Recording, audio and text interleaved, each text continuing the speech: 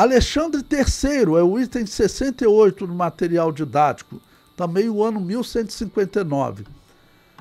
Alexandre III foi eleito papa pelos bispos de Roma e assentou-se no, entre aspas, trono de Pedro entre os anos de 1159 a 1181.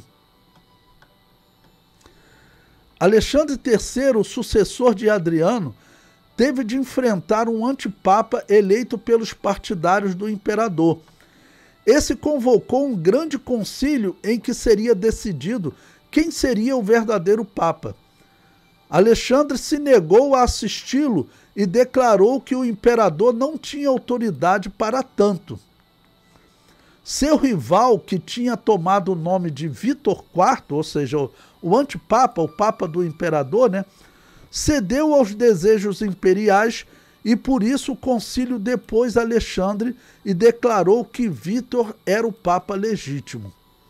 Só que o restante da Europa não fez caso do concílio imperial. Na Itália, o conflito era geral e as cidades se declaravam a favor de um ou de outro papa, de acordo com a proximidade das tropas imperiais.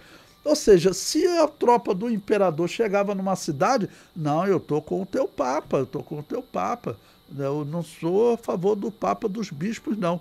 E assim, os católicos estavam numa nova divisão. Nessa luta por poder, os apoiadores do imperador invadiram a Basílica de São Pedro e entronizaram Vítor IV, como papa também dos bispos, Ou seja, foi lá em Roma, na Itália, e disse, não, o verdadeiro papa é o papa do imperador. A briga com o imperador e o papado voltou. O papa Alexandre III se exilou. Veja o que diz o historiador Justo Gonzalez, que é um historiador protestante, mas que também tem comentários interessantes sobre esse ponto. Ele diz: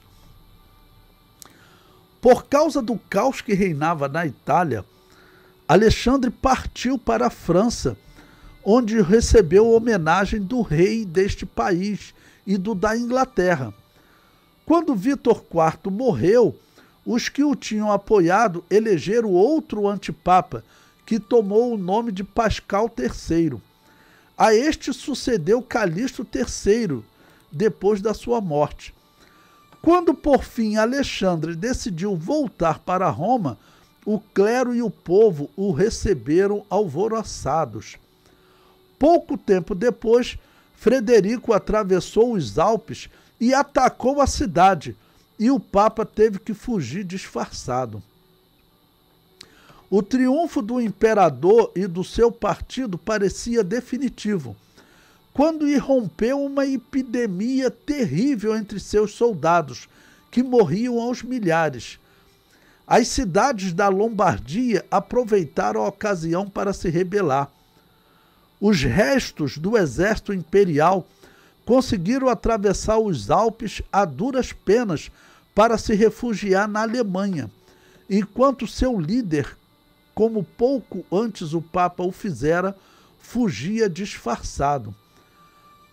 Quando, 3 anos mais tarde, Frederico voltou para a Itália com um novo exército, a Liga Lombarda era tão poderosa que o derrotou na Batalha de Legnano.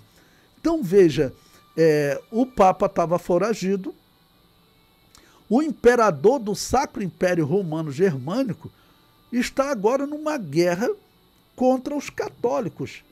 Lembre-se que esse aqui é, segundo os católicos, o reino de Deus de Apocalipse capítulo 20. Ou seja, nesse reino de Deus, que o Apocalipse teria profetizado como reino de paz, o Papa, o líder religioso, está em guerra com o líder político do reino de Deus. É claro que esse não é o reino de Deus, mas os protestantes continuam pregando que esse é o reino de Deus, que Satanás está preso. Se você for no YouTube, procurar um vídeo do Hernan Dias Lopes, O Milênio, ele fala isso, que o diabo está preso, que o mundo está melhorando eu tenho que chamar esses homens de falso profeta. A Bíblia exige que eu faça isso. São falsos profetas. Esses reformados, Augusto Nicodemos, esses homens estão aí para enganar a igreja. Hernan Dias Lopes estão aí para enganar a igreja. Mas você encontra eles pregando nas Assembleias de Deus. Homens que continuam pregando essa heresia, que o diabo está preso, que nós estamos vivendo o reino de Deus de Apocalipse 20, que temos que esquecer esse negócio que Jesus vai voltar para reinar na terra sobre Israel. Eles condenam essa mensagem que é tão clara na Bíblia. Eu tenho que chamar eles de falsos profetas. O historiador prossegue. Nestas circunstâncias, não restou outra coisa a Frederico que fazer as pazes com Alexandre, ou seja, o imperador vai fazer as pazes com o Papa.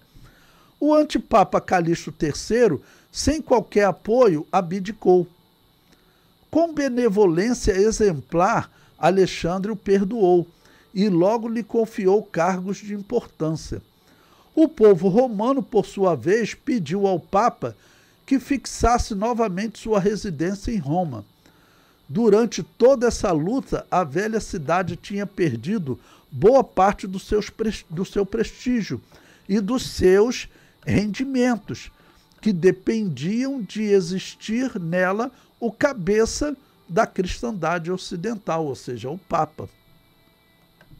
Alexandre morreu em 1181 e os próximos 5 papas foram pessoas que pouco se distinguiram. Lúcio III teve de fugir de Roma, que se rebelara novamente, ou seja, continua a confusão, né? Eu comento, essa grande confusão que se encontrava a Babilônia apocalíptica resultava em uma, entre aspas, pequena paz para as igrejas anabatistas. Infelizmente, essa realidade vai mudar em breve e veremos uma perseguição terrível, né? Ok? Então,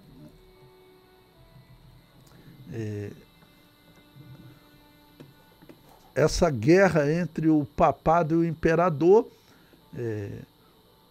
causa uma pequena paz às igrejas anabatistas.